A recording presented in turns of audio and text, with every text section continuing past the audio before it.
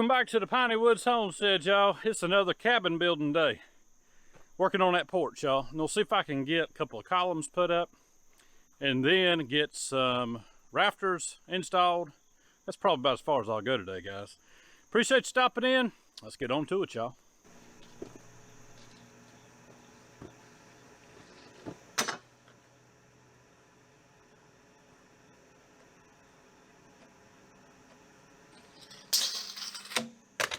I'm cutting these posts 8 feet long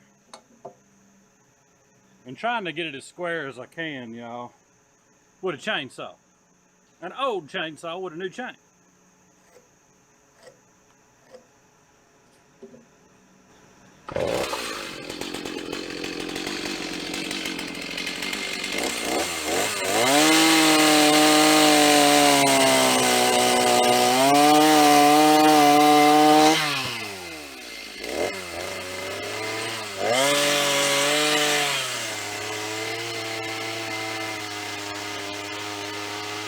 Hard to get a perfectly square cut with a chainsaw, but it'll be close enough, y'all. Like I said, this is a cabin. It's not the Four Seasons.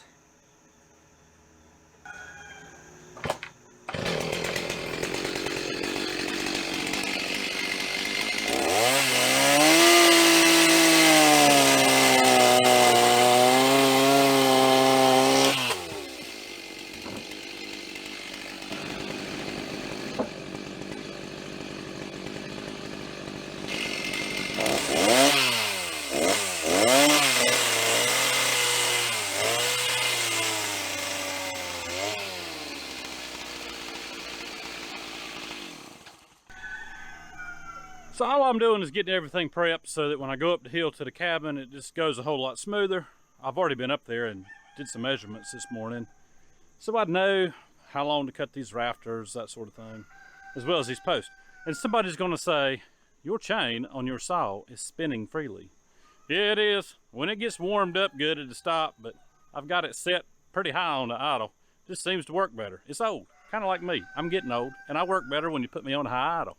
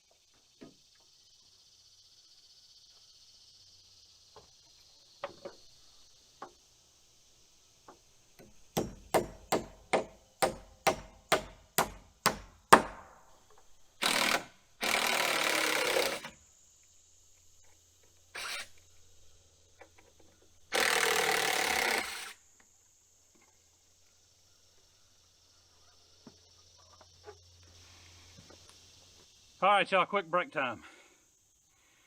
Those timbers and boards, they can get heavy. And I really don't like working on ladders, but I have no choice, y'all, if you're gonna build anything. Thought I'd take a break, we'll just chat for a second.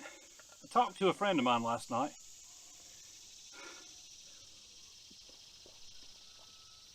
Gotta have a sip of Gatorade. Talked to a friend of mine last night that I haven't spoken with, and I bet it's been close to 2 years. Lisa and I were down feeding up the pigs. My phone rang. I didn't recognize the number, and that's because long story short, I used to have a work number for my old profession, and then I transitioned to another phone. But anyways, he said, "Hey, how you doing?" I was like, "Doing good." Feeding pigs. He said, "You know who this is?" I said, "Well, I can tell the voice, but my brain is just not firing on all cylinders here." He said, when he said who his name was, I won't say who his name was because he may not want me to use it. But we used to work together. I'd known the kid since he's not a kid anymore. He's a grown man with a family. But I'd known him since he was a teenager, and he decided he wanted to be a police officer. Well, at that time, he came to work at the agency I was with, and he won't mind me telling this, he was having a little bit of difficulty in his field training portion of becoming an officer. And the chief at the time came to me and he said, "Look, we really want him to succeed. He's having a few issues. I'm going to give him to you for 2 weeks. I believe it was 2 weeks. He said, "Make him sink or swim." And so I said, "All right." So the first night that I sat him down in the patrol car with me, this was before I was ever a supervisor like that. I was a field training officer. I sat him down and I said, "Look, I've known you since you were younger, but that cannot have any bearing on this 2 weeks of intense training that I'm going to give you." And I said, "Just because we know each other, you're not getting off easy. You're going to sink or swim on my watch." And so put him through the paces, y'all, and he did just fine. And he became a good officer. Since then, he had moved away, and now he is doing work, a different type of work, but he's no longer in the same area that I am. And when he called me yesterday, I said, "Where are you at? What are you doing?" And he said, "I'm in Hawaii." Well, my first thought was vacation. He said, "No." He said, "I am doing a different type of work now, and I am down here in Lahaina, in Maui, I believe is what it is." Said he'd been down there for several weeks. And I asked him, I said, "Is it as bad there as what we're being told?" And he said, "It is worse. It is much worse." I won't go into detail into some of the things that he has seen,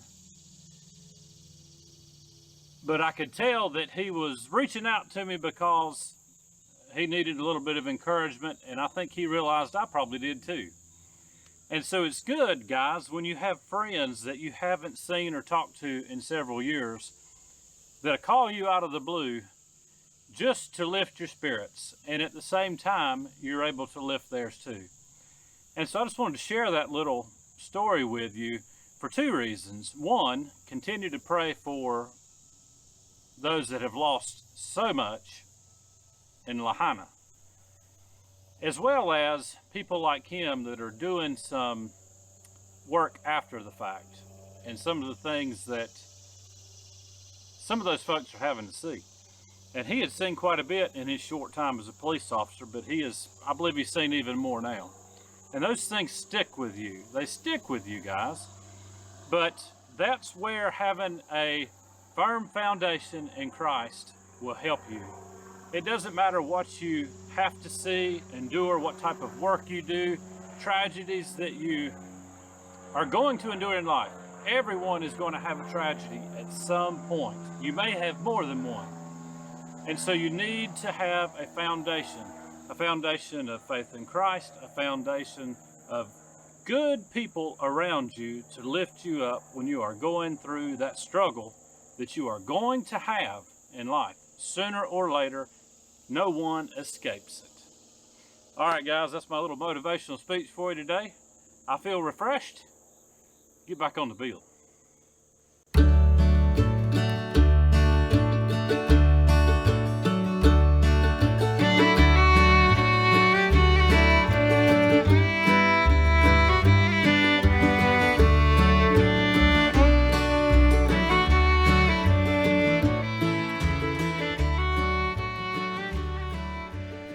All right, y'all, that is absolutely all that I have in me today. I told Lisa, I said, I've got one chore today. Actually, I had about 3, and I skimmed it down to 2, and I think I've done 1.5. But this is done. Now I can get some strips up on top later and get the tin up on it. Guys, we appreciate you hanging out with us at the Piney Woods as we pretty much try to kill ourselves on every video. And y'all, I'm being sarcastic. We do work hard, but I think I know my limits, and it's time to go take it easy. Guys, y'all have a good day, a great week, and as always, Lord willing, and the creek don't rise too high, y'all. We'll see you on the next one.